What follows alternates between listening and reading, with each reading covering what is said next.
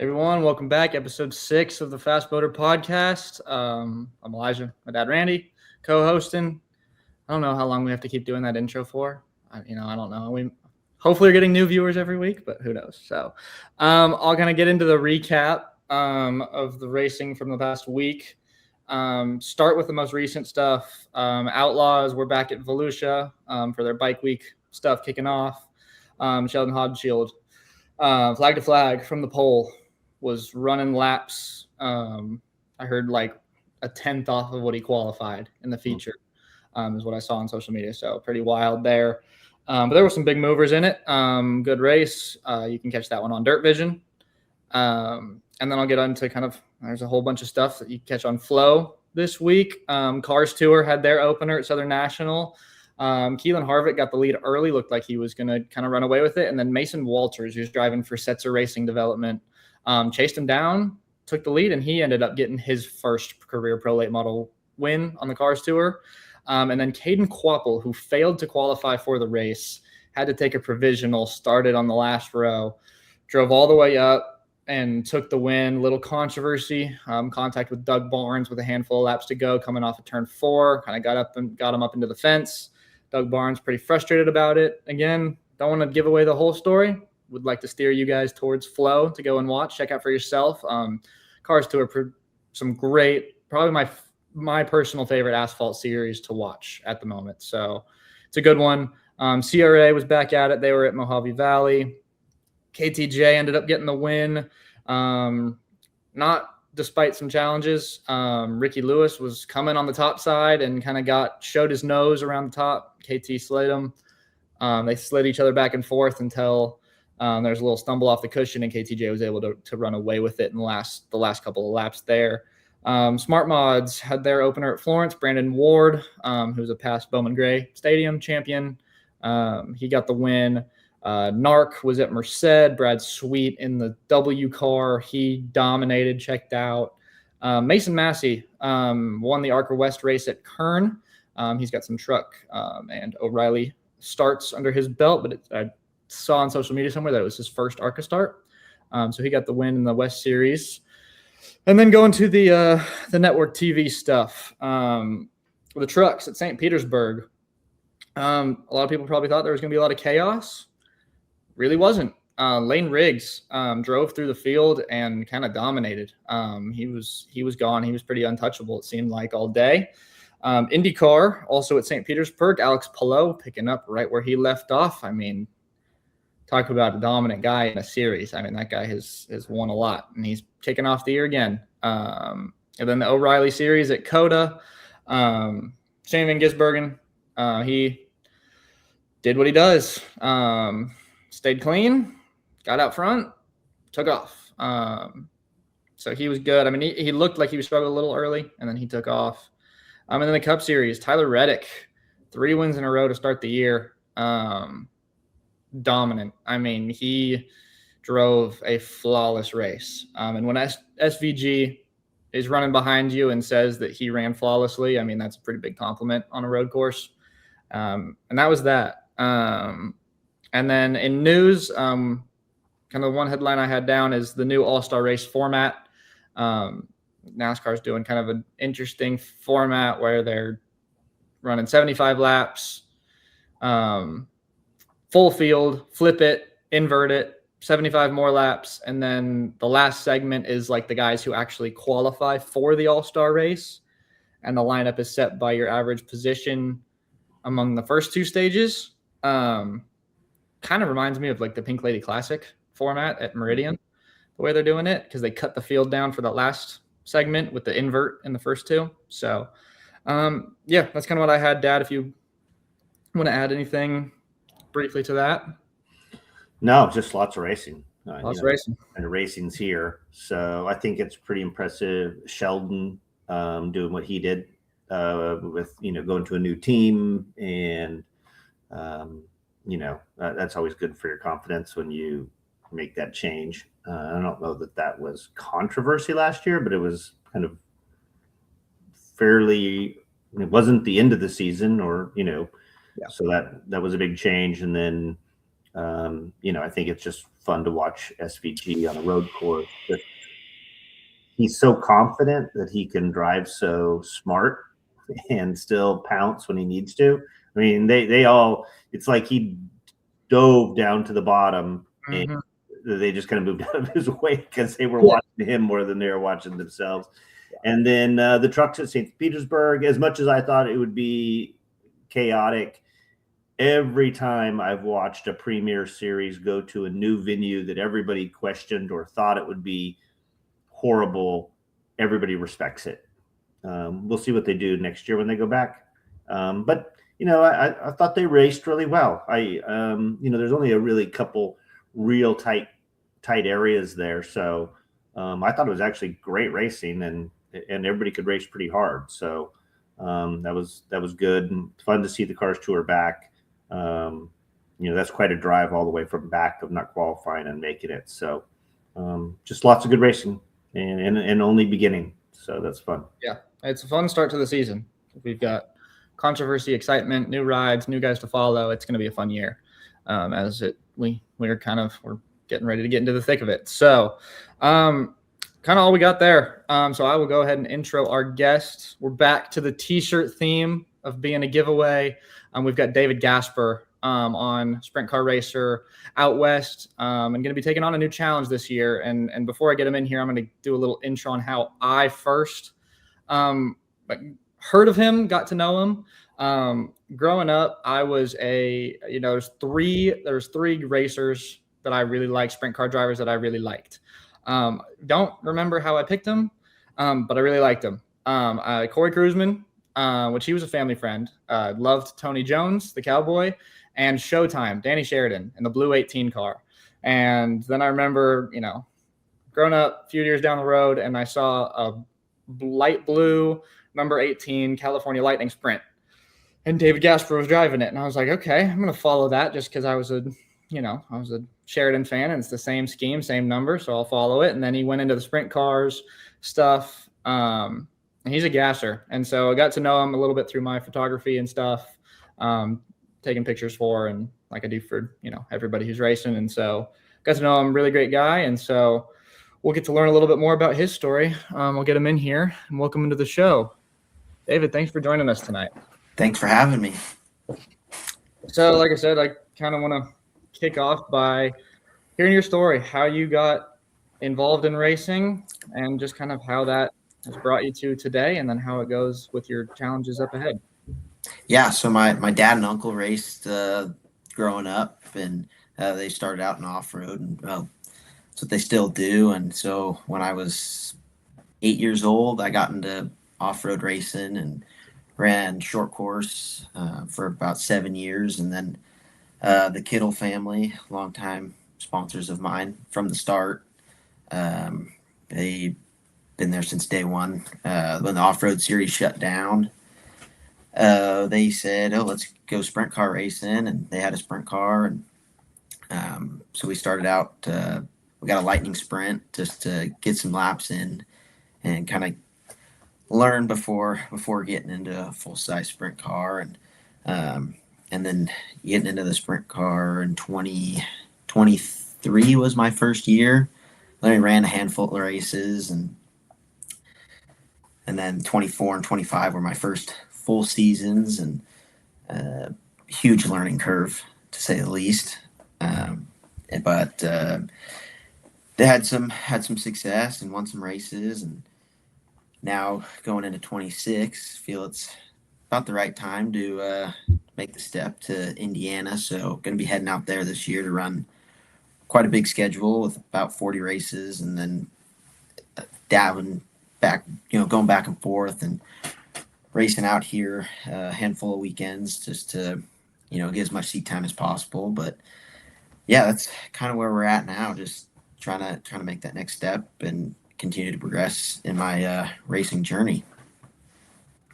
So you talk about a little bit about learning curve in those first couple of years. I think that's something like, Dad can touch a little bit to this too, is like you're seeing drivers today that get younger and younger and get into these higher, more competitive series younger and younger, as opposed to how they used to be. what is that learning curve like? Like, do you follow veterans? Do you try to learn from the guys, or do you just kind of try to get in the car and feel it first, or like kind of talk about that, how that learning curve is a little bit? It's been tough, kind of always kick myself that I didn't get into this type of racing earlier because it's such an experience based sport or type of racing.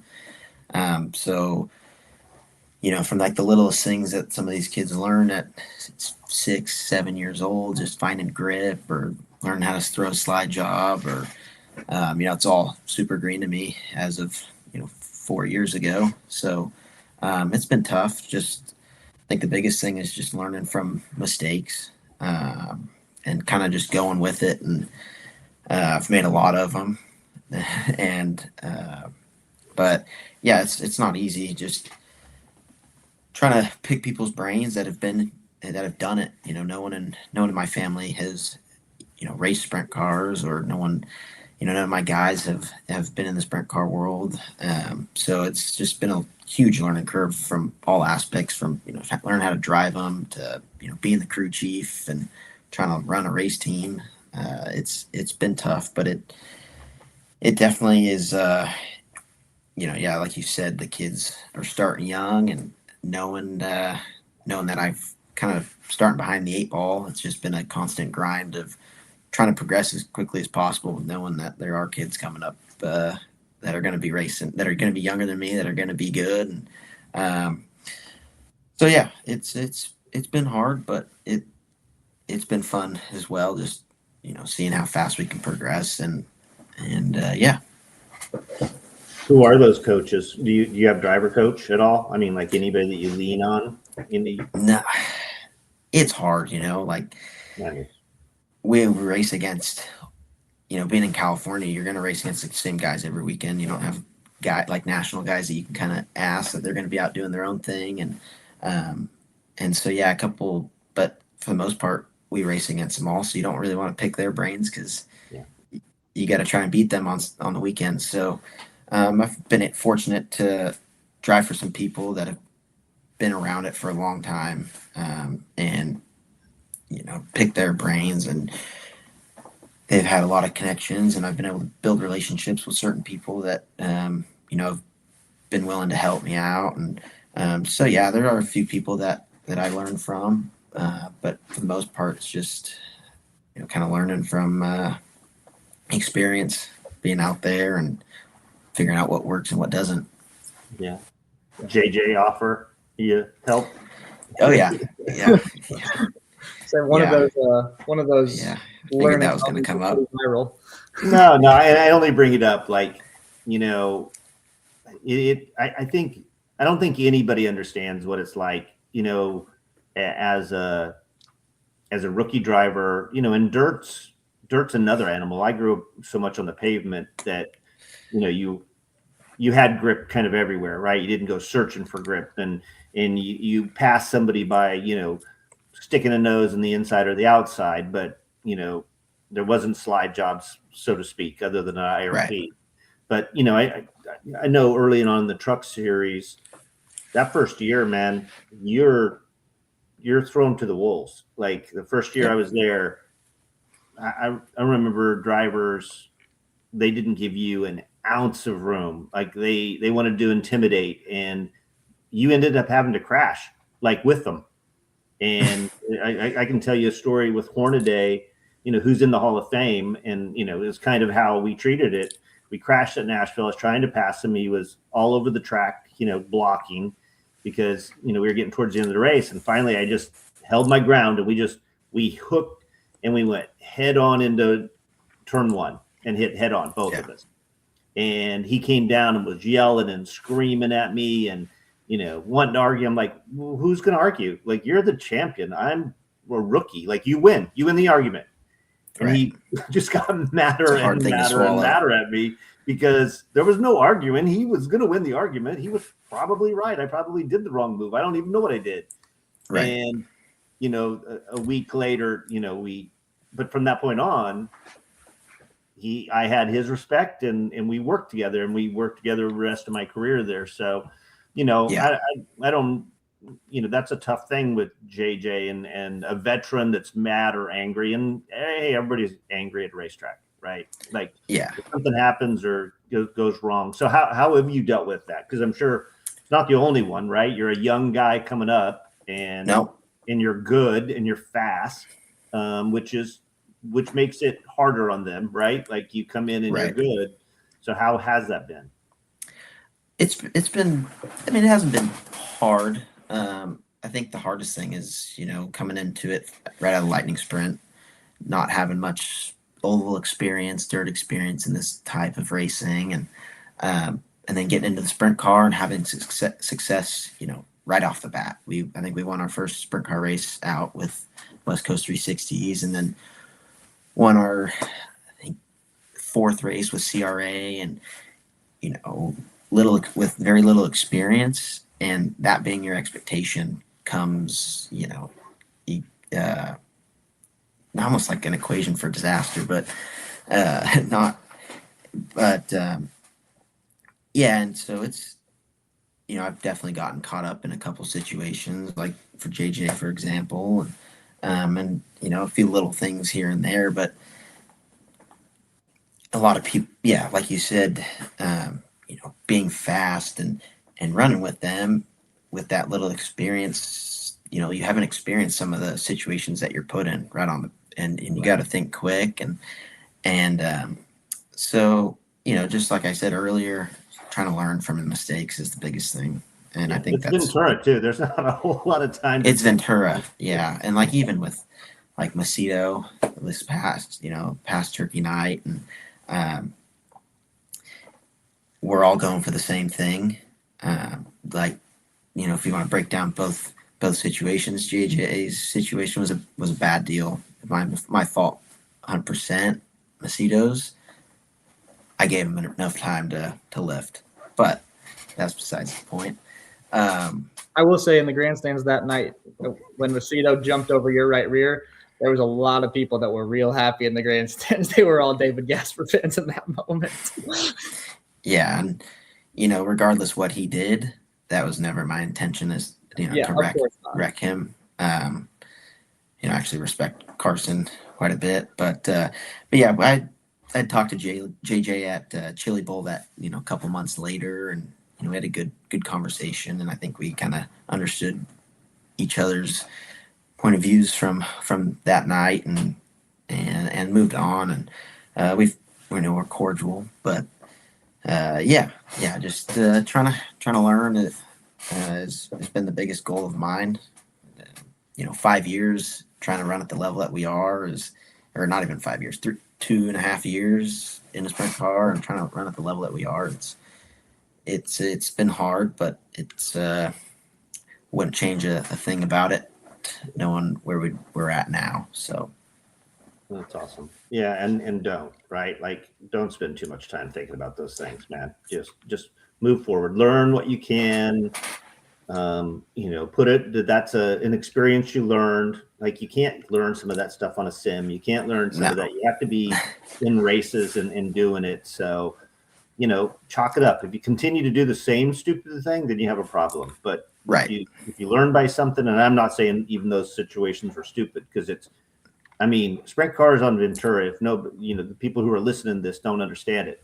It is a very small track with very little room for air. And in the surface, changes throughout the night. It's right on the ocean, so it can be real slick, but it can also have some pretty gouging ruts there that will bite in a hurry. And a sprint car there is, watching Cruzman back in the day was probably the master, because he just knew it so well.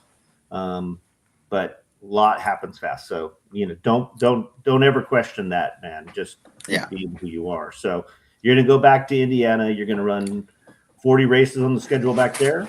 Yep, that's the plan. 40, 45, somewhere in there. Where are you racing at mostly? Just probably Paragon and Bloomington, and then when USAC's in town, so we'll have probably 30 local shows and about 15 USAC races, just kind of all over Kokomo, Circle City. Just all the local tracks there, Putnamville, and. Will you go to Terre Haute? Oh yeah. Okay. Now, is your goal, are you going to try to pick up some midget rides there on the dirt as well, or? Yeah, that's the goal. Just try, Silver Crown, whatever, just as long as I'm behind the wheel and, kind of sacrificing a lot to move out there and race. That's the goal. That's the only reason I'm going out there is to race. So, whatever I can get in is great. That's the goal, is just to be driving and trying to get, as much seat time as possible. I think that's one of the biggest things that I lack is, I don't even have 100 sprint car races under my belt, let alone 75. So just, get seat time and continue to progress. Awesome. So what is the long-term goal? Because right now you're trying to go get more seat time. And so what is the ultimate goal if all the stars align? Like, where is David Gasper in 10 years' time? Racing on Sundays. Okay. Yeah, I mean, it's a long ways away, but that's the goal. Yeah. Just got to set it as high as I can and just keep pushing towards it. And if I don't make it, I don't make it, but at least I tried. Yeah. And I think that's something that people can get behind, right? Because, racing has become, it's always been, and it's become even more so. It's like, you got to have the right sponsors and you got to have the right scenario and the right timing, and everything just has to go so perfectly to get there. And there's not, the path for the short track racers, the sprint car drivers, the late model drivers, has gotten a lot more difficult than, like, we can talk dad's time. There was a little bit, there was a path, like people were hiring drivers. Now you have to kind of make your own opportunities. Who's got the biggest checkbook? Yeah. But, that you can still go out there and you're putting forward that dream is something that people can get behind. Right. And, people can follow that story. And so that kind of leads us to kind of the next topic that we wanted to get into of, do you feel any responsibility as a driver in terms of fan engagement and trying to get more fans and more people to the racetrack and more people to watch the sport? Definitely. If the fans don't have a car or people they want to go root for, that's what's going to bring them back, every week to the races. Some people go to the track. Oh, we heard about this racetrack. Let's go for the weekend. And, it's a bucket list item, or, just like a one-time deal, like the circus. But, if they have someone they want to cheer for and follow, I think, that's what brings the fans back. So I think it's really important for drivers to really, focus on fan engagement and trying to get that younger generation, into sprint car racing, because that's what's going to keep it going. What do you do? What do you do to do that? What's that? Sorry. What do you currently do to do that? I just really make sure to take the time to talk to the, talk to the kids and talk to the fans, walk through the, where, behind the grandstands and, make sure to just engage with them and make sure they have a good time while they're at the races, give out hats, give out shirts and make sure it's just an enjoyable experience for them.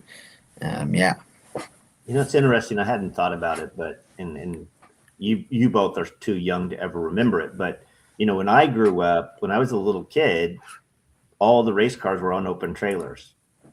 So if you saw like a super modified, offset roadster or something going through town with a wing on it, you were drawn. Like, you wanted to go. Those cars were so exotic looking, like a sprint car is, to an average fan. I'll talk to somebody and they're like, "Oh, what'd you race?" And I try to explain a sprint car, a midget, and they don't get it. And they're like, "Oh, with that big foil thing on top." And I'm like, "Yeah, let's go with that. Like, that's close enough." Right. But, now we have the big transporters and people don't see the car except if they're at a racetrack. So, it's really interesting that nothing's drawing them to it.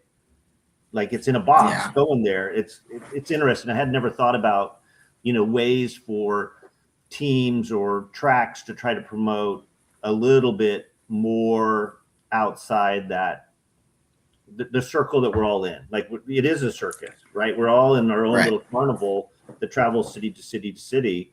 And when I was in the NASCAR world, you're kind of, you're talking to all the same people, you're doing all the same thing, but we would do pre-media tours where we'd go in and throw a ball out at a major league game and do some stuff. But, it's hard. And we talk about because I believe short track racing's probably has its best opportunity to have fan appeal than ever, right? It's short, it's high action. There's, crashes, which people love crashes in racing. I mean, that's always been something. And, as a driver, you're somewhat of a daredevil in there. You're strapped in. I mean, you're somebody that they're aspiring to be that they likely never will be. And then the races are short enough where, it keeps the attention span. But how do we get people who have never been there, never walked through those kind of gates, that don't even know what that is, to go do it? We've talked about what does that look like? How do we as a sport find those people that have never ever seen a sprint car race? I mean, yeah, it's tough. I mean, social media, luckily, right now social media is so big, it's only going to get bigger. And I think that's why everyone's going that direction. I think that's our best bet of getting circle track racing to a bigger audience. Obviously, I always look at Supercross. I mean, they have probably the best fan engagement, I think, out of probably all motorsports, or up there. So it's tough. It's a tough thing, a tough subject to really get a good answer to. Yeah. But yeah, I think social media right now is the best bet of growing it. Yeah. Do you do your own social? I do. Yeah.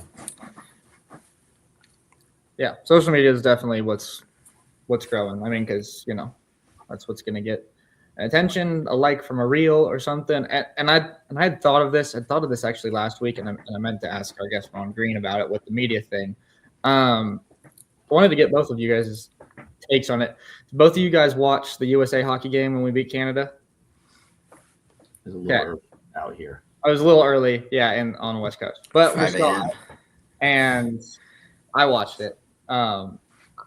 Ever since then, my Instagram, and I don't know if this is y'all's too, but my Instagram has been flooded with USA little edits with Freebird or Lincoln Park playing or something. And it's got the hockey win and the American flags and fighter jets and NASCAR. And I'm like, okay, is this popping up on other people's feed, or does it just know me? And is that something that people will go, hey, we're feeling patriotic right now, let's watch a NASCAR race? And is it a potential to get some more fan engagement in? Is it something that we can lay into as short track racers? Because going to a race, especially a dirt race, now, I will say, in my time in Oklahoma, going to a dirt race in the Midwest was the most American thing I think I've ever done. It felt so patriotic. So I was wondering if that came up on your guys' feeds too, or if it brought any attention. Yeah, my whole TikTok and Instagram is all hockey right now. Yeah. Well, I think it's iconic. It was an iconic moment in sports, right? Definitely. So that's interesting that it's coming up with the NASCAR stuff. Yeah, I wanted to know if that was just mine. I don't know if either of y'all had seen that too. Mm-hmm.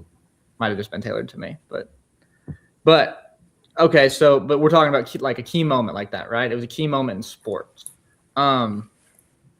How do we frame key moments in motorsports? Obviously, it's hard to do because that's Team USA against Canada, and it's that deal. But there are big moments in motorsports, and how do we frame those to be that cinematic movie ending?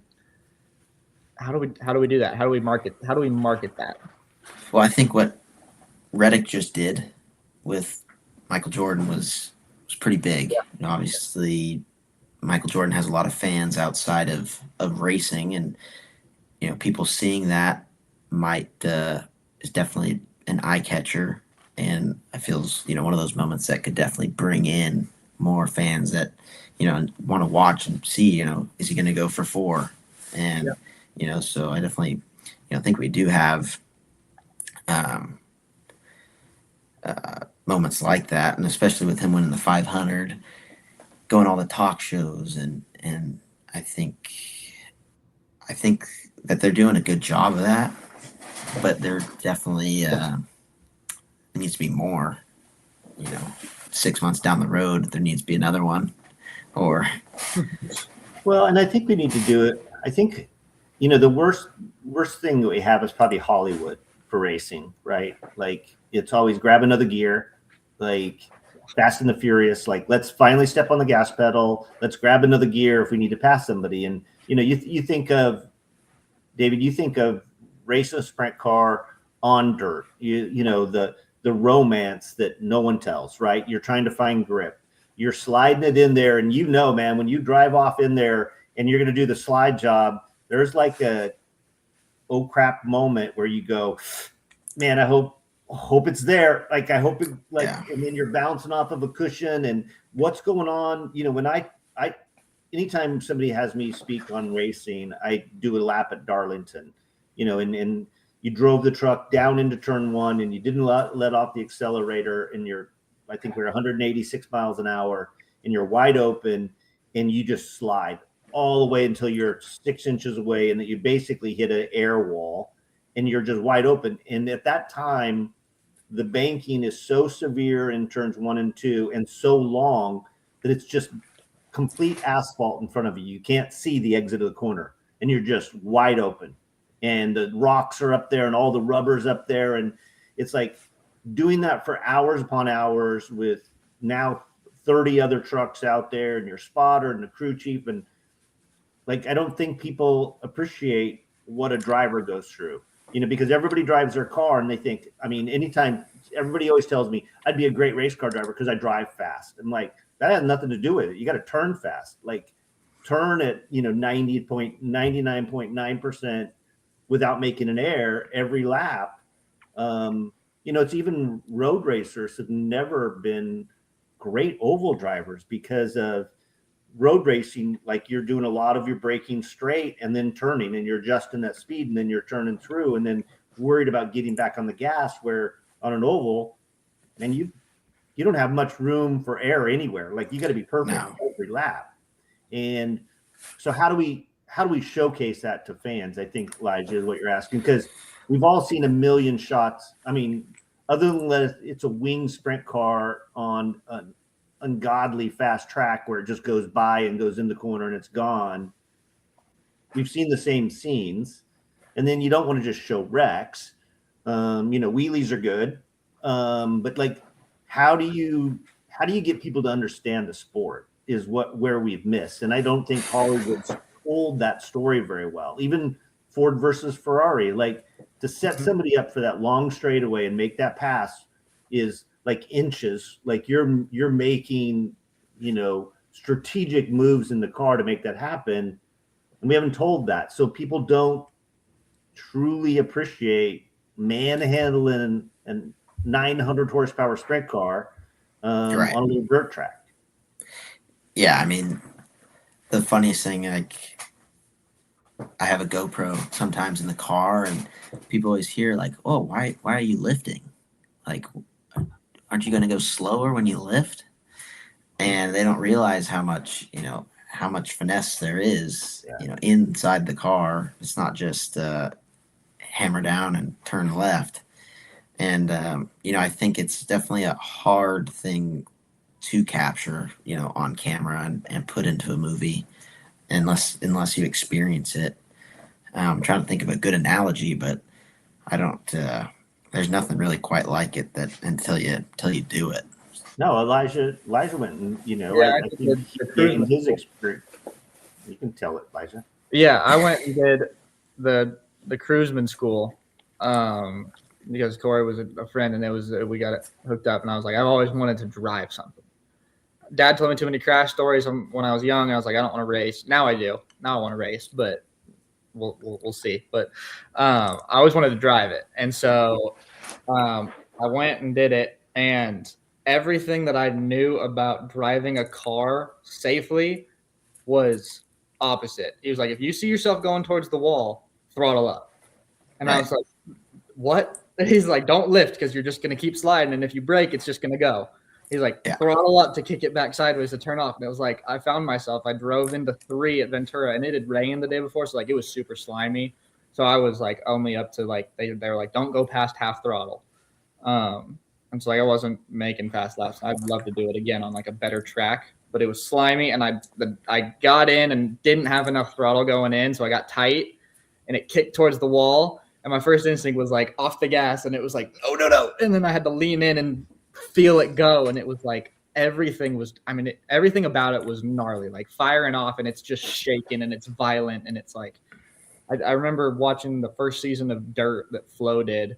And I think it was, I don't remember if it was Justin Grant or Timez that said it. It was like when you're driving around and you're in a sprint car, it's like this thing wants to kill me. And it's like, now I have to wrestle it. And like, that is as gruesome as a thing. And that's not what I thought when I was driving it, but like, that's a marketable thing. Like, right. the wow factor of like, holy crap, like this is insanity. Just think of the engines just when you idle around. Just that raw, just bark and fuel and spitting, and it's just a hungry little monster you're basically straddling. Right? Yeah, I remember the first on it like a tractor, and then you unleash its horsepower. Like they are in, but we don't capture that, right? I mean, even if you watch TV, like a sprint car is such a different animal. So it's. And Elijah, when you do filming, it's like thinking that, like the GoPro, seeing that guy it'd be really interesting to see the feet. They do it this week on the road courses. They want to see everybody's feet. It's like, man, you get into, a sprint car of trying to find the throttle. Do coin in the Silver Crown car, which is the car behind me. Like that corner was so long, you steered all throttle. Like there was just nothing. You went in, and if the back end was starting to come around, you eased off the gas pedal a little bit, and you just modulated for so long because that corner was so long. It was awesome. It taught you so much because it slowed everything down. And then you had to find the grip coming off by being real straight at the bottom. But you steered it. I mean, you could literally feel yourself pivot by throttle control all the way through that corner, which was, amazing. But if somebody was watching in one camera your hands and watching your feet on another and watching the car on another, it would be really fascinating to watch that rhythm. I've always talked about driving a car as like dancing.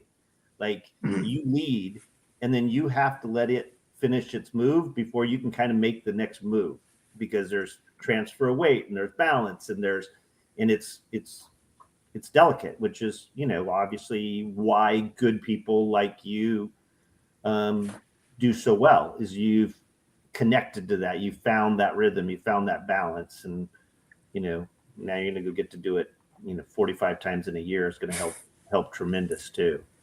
Yeah, definitely. Yeah. Like I remember the first time I got in one, it was like, there's no way I'm going to ever get used to this. It just felt big, and it was just it was the weirdest feeling that I've ever felt. And then once you start to figure out what everything does, like you said, going from just driving a normal car to driving a sprint car, it's everything's pretty much 180. Like you do everything the opposite. And but yeah, it'd be definitely neat to be able to show everything that actually goes on and how we make them do what they do. Yeah, and I would say because one thing that we have seen is I think that wing sprint car racing has gotten more attention. Like they're gonna have 5-6 races on Fox Sports 1 this year, which is gonna bring hopefully more eyes to all of dirt racing. But the wing sprint cars are they're the same car as the non-wing sprint car, but they're so different. Like I don't know how we got on the topic last night, but my wife was asking about the difference. And I was explaining with the wing sprint car, you have all this downforce. So you're running a lot more throttle and you're kind of steering it with the brake. Like the footwork's a lot more on the brake, whereas like a non-wing sprint car, and I could be totally wrong on this because I've never raced either one of them, but like a non-wing sprint car doesn't have downforce. So it's a lot more about being on throttle, off throttle, and you're kind of chasing it with the wheel, but you're steering it and setting it with the throttle. From two people who have done it, was I on the right track last night? Yeah.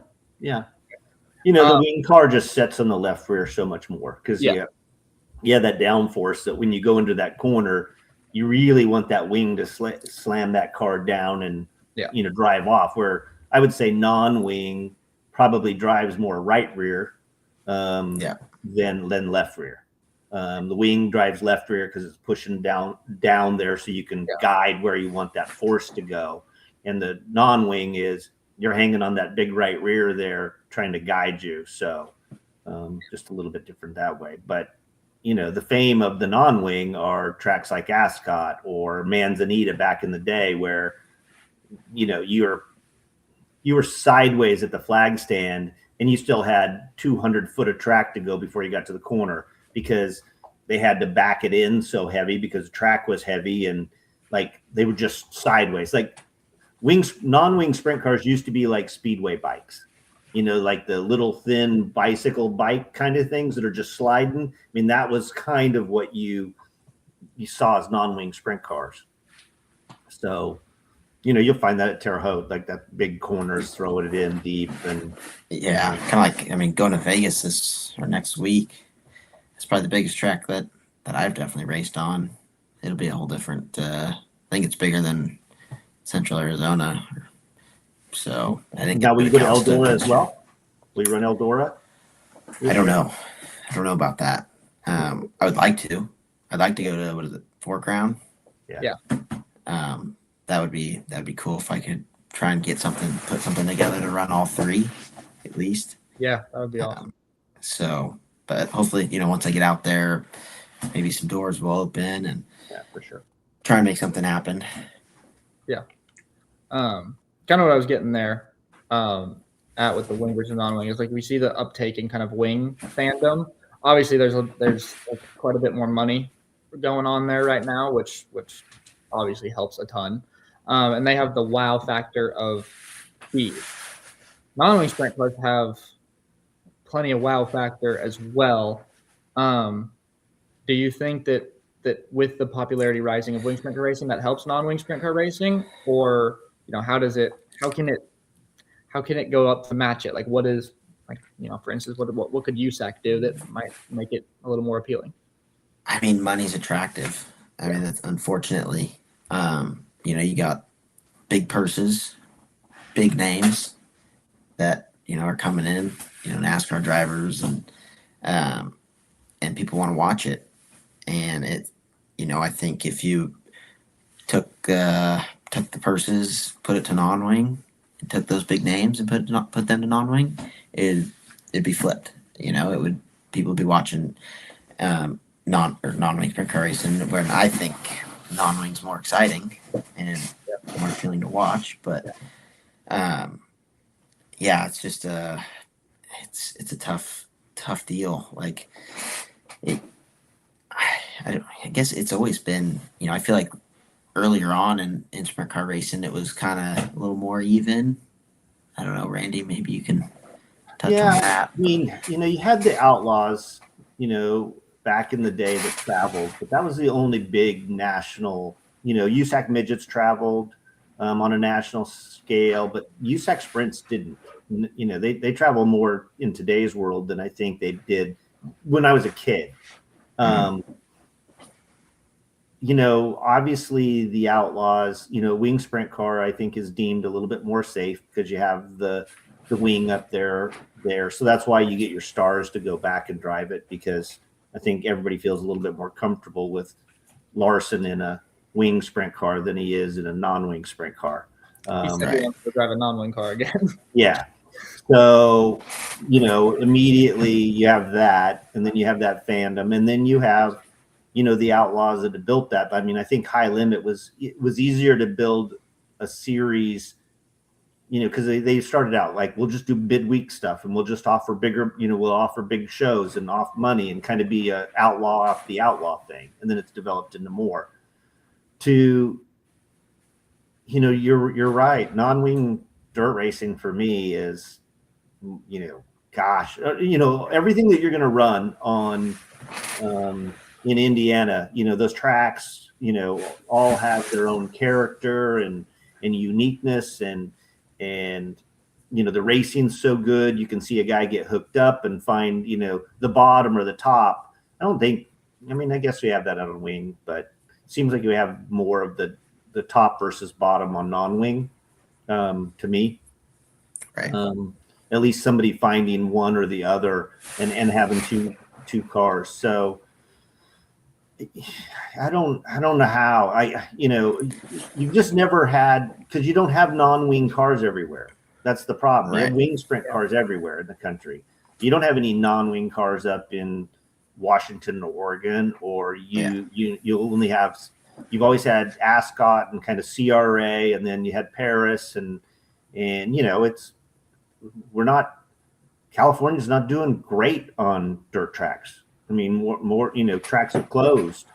So, it seems like we're picking up and we've got some momentum going again, but then you don't really have non-wing sprint cars until you get to Indiana again. Right. So, that's a big challenge there. I think just like the career path, people are looking at exposure and like, I say I like to watch non-wing sprint cars more, but I know eventually that I probably am going to need to go wing sprint car racing. And that's just, that's the path that you kind of have to go right now. It's the exposure's there. If you want to make a career out of it, you're going to have a whole lot easier time trying to do it in wing racing. And I shouldn't say easier, but, better opportunities there in wing racing. And so it's just if they could, if you could figure out a way to show that, you can go the non-wing route and go further, then it might be, definitely might attract more people. And you had your guys doing that, right? Like you said, right. It was that pathway for a while. I mean, that's how I got to go there. That's how Stewart got to go there. That's how Newman got to go there. That's how Lake Kenny Irwin got to go there. Bliss, we all came through the USAC stuff, and a lot of us more probably pavement than dirt, but back in the Thursday Night Thunder era. But then you had Yaley, you had Leffler, you had that group, and now you kind of have the wing stuff. So Corey Day got the shot, right? Like Corey Day is going to probably be, he's probably one of the few now that's done it strictly because of what he's done behind the wheel of a car. That's his opportunity came from. Talent's going to find their way. There's just less opportunities. Those doors. Now this bargaining agreement with NASCAR, where their charters now are worth hundreds of millions, and there's money there that they can go sell sponsorship for and try to get drivers again. I hope that does happen. In my era, and it's funny, David, because you're 20 years old. I remember being at 20 years old calling every owner, and nobody would hire me because I was too young. Right? They wanted an older veteran because sprint car and midget guys didn't want you tearing up the equipment back then. And so, it kind of changed, and you were not getting in a NASCAR Cup car unless you were 36 years old. It just wasn't happening. And now, it's gotten younger. So everybody's going to be people are going to be searching for younger talent. Younger talent that's well-spoken, that they know they can trust with their brand, that can wheel a car, and then, represent it.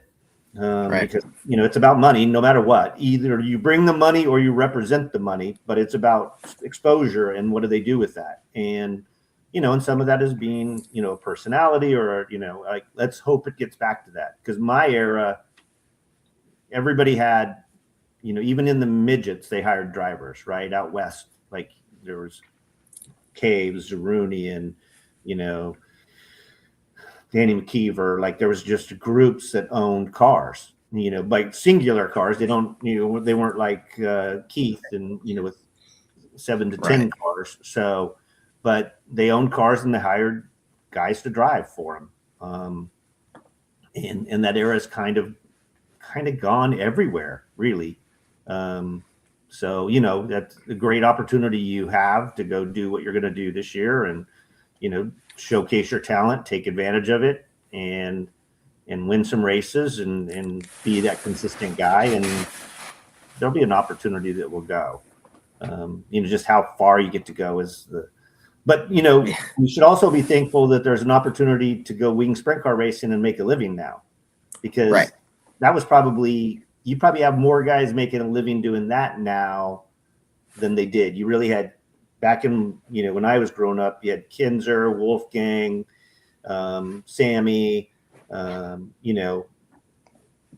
Shane Carson, Rick Ferkel. You only had a handful of guys really doing it, and then you had less that were probably making any kind of a living doing it.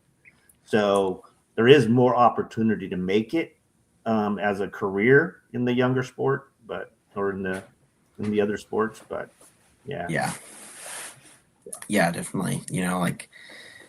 Whether it's wing sprint car racing or going to the asphalt world, that's I thought I had a big learning curve getting into the sprint car stuff. That would be a whole nother deal, but kind of either direction. That's kind of where I'm shooting, and but definitely going to be racing non-wing sprint cars for now. It's a good place to be. Yeah. There's no better place to do it than Indiana. Yeah. So tell us a little bit for people who aren't familiar. I recognize the car that you're going to drive, but tell us a little bit about your car owner and who you're going to drive for.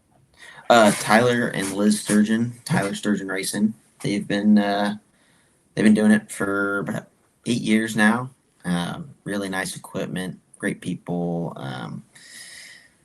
We ran SmackDown together and worked really well together, and found, it's hard to get up to speed with those national guys within 3 days, but felt we made really good strides and had a good chance of locking into the show on Saturday night, and just an unfortunate situation. But excited to get back there, and like I said, 40 races. I think we'll be more than comfortable with each other and working together, and get a car that I'm underneath me that I'm familiar with. So when we do go race with the national guys, we have a good shot. And so heading out there end of, I guess it's this month now, like the 20, I think their first race is the 20th, and then moving out there the following week until May.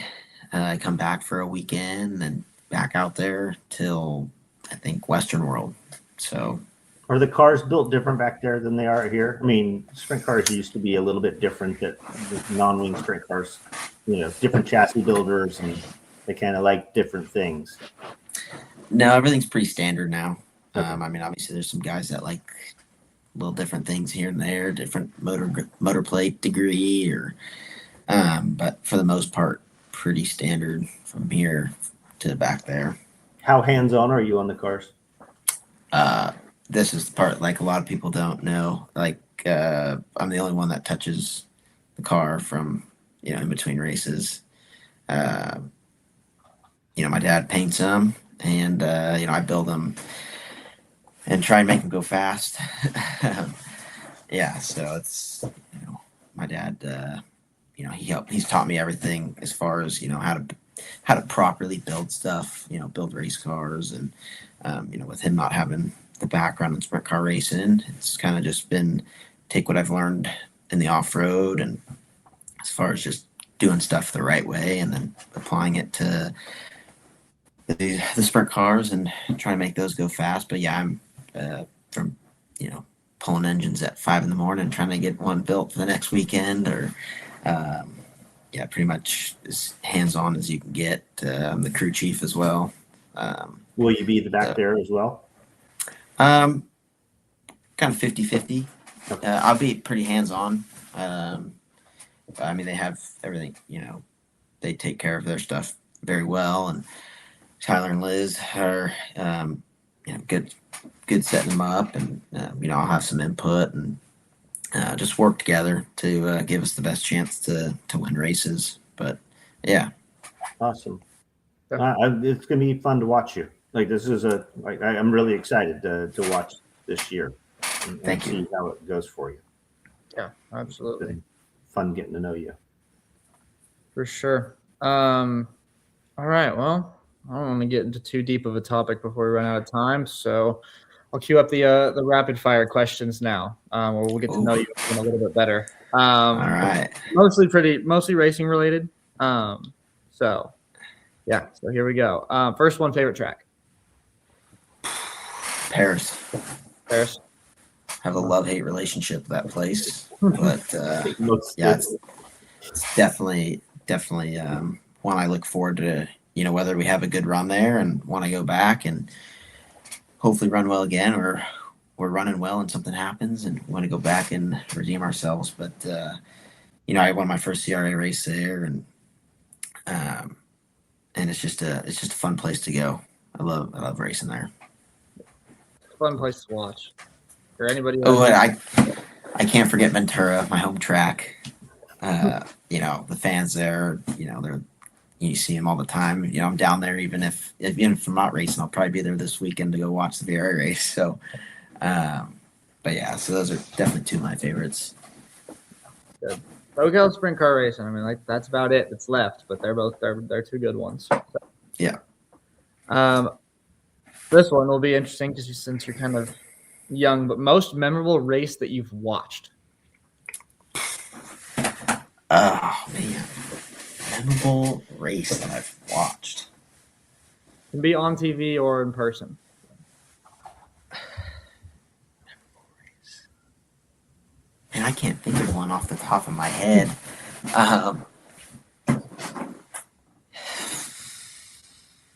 I remember just watching my dad race. He stopped racing before I started racing, but always watching him race in desert and being out there and hoping to do that one day and whether that was definitely I always enjoyed watching my dad. Did he do Baja and all of that? Yeah, so that's what he did. That's Baja, all the score races, everything. You want to do that? I did. Did you? That was the route that I was going to go.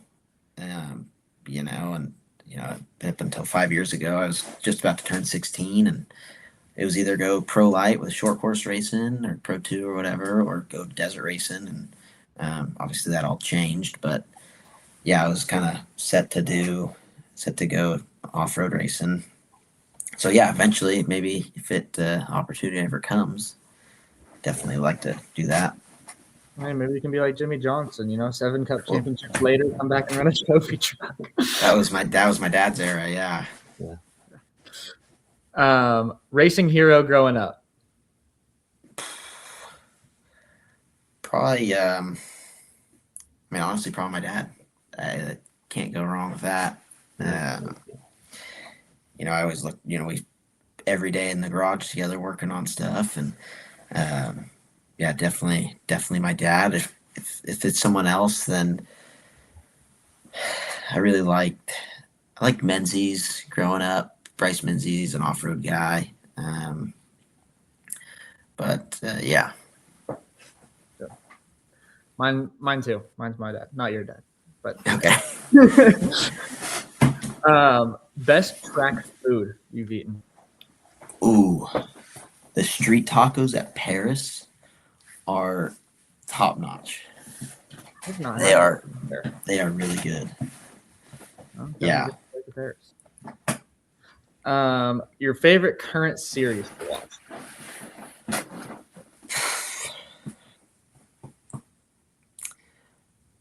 I like the Outlaws. I do like the Outlaws. Does it have to be like dirt track racing? No, it can be whatever. What's your favorite watch. Oh, I mean, I still enjoy watching off-road. So like the Champ Off-Road series is always fun to watch. There's not much of it. And so when it's on, I definitely make a priority of watching it. Yeah. Meaning behind your car number. You kind of answered it earlier, Sheridan. Just kind of came with the opportunity that was there, and 18 for Kittle Motorsports and the blue, and yeah, iconic. And the last one, outside of racing, favorite hobby. If you have any time to have, because that's tough. I don't really do anything. I like to mountain bike. I grew up, racing BMX and like street BMX and mountain biking, and so anytime I can go out and ride, I enjoy it. Or just going to the desert, like camping and going out and riding in the desert. Or those are. Even though I live, I'm not a beach person. I live like 2 minutes from the beach, and I haven't been in 8 years, 10 years. So yeah, I never was either. Now I'm way far away from it, and I don't miss it. So yeah. All right. Well, that was kind of.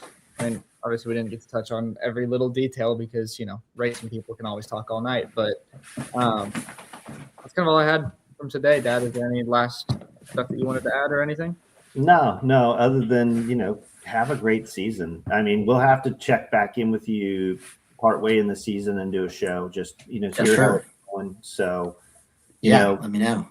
This is all new for you too coming up. I mean, just as a former driver, like going back to Indiana, I mean, those dudes made their living doing those same tracks, and they know it. The team owners run those same tracks, and I remember going back my first race I ran night before the 500, and then went my next and blew an engine. Went my next and won, and like nobody knew who I was.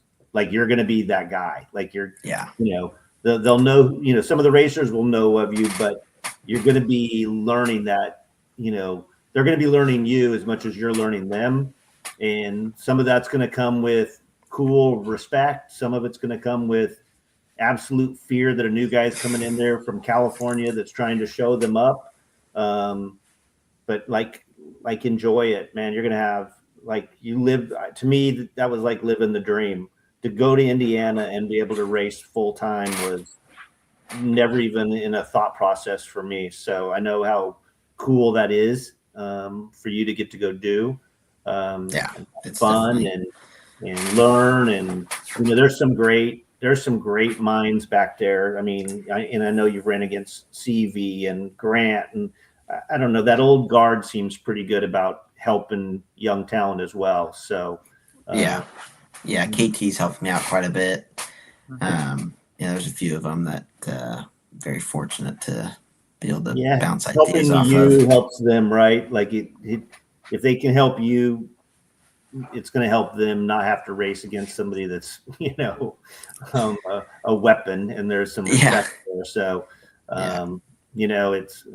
it was great meeting you. I have to say, like, I don't know what I knew of you. I mean, other than watching your race, and you're young and fast. And, I remember listening to the interview. I don't know if it was after the Yaley deal, but like, you handled yourself. You were humble, and you're respectful of the sport. I kind of really appreciate like how you're going into it and trying to learn from it. I don't know that I thought you were going to be as humble and kind of gracious about it all as you are, which I think is a great trait. I only mean it, in the highest form of respect. So I think you have a bright future. One, you stand on the gas. There's no problem there. But being, not entitled to it and being appreciative of it, I think goes a long way. So I'm excited to watch your career. I appreciate it. Thank you. Yeah. David, great to have you. Again, thanks for having me. Guest has heard it, and it's always been true. We got to have you back on. Like, I love the idea. Let's do a mid-season check-in so people can keep following the story and seeing how the season and the transition is going. So we'll sure. All right. Well, that wraps us up for episode 6. Wednesday mornings, Spotify and YouTube. look out for the next episode. And the next, we got another good guest announcement coming for next week. Sticking with the West Coast theme for a little hint for all you guys. So it'll be fun. So we'll see you guys all next week.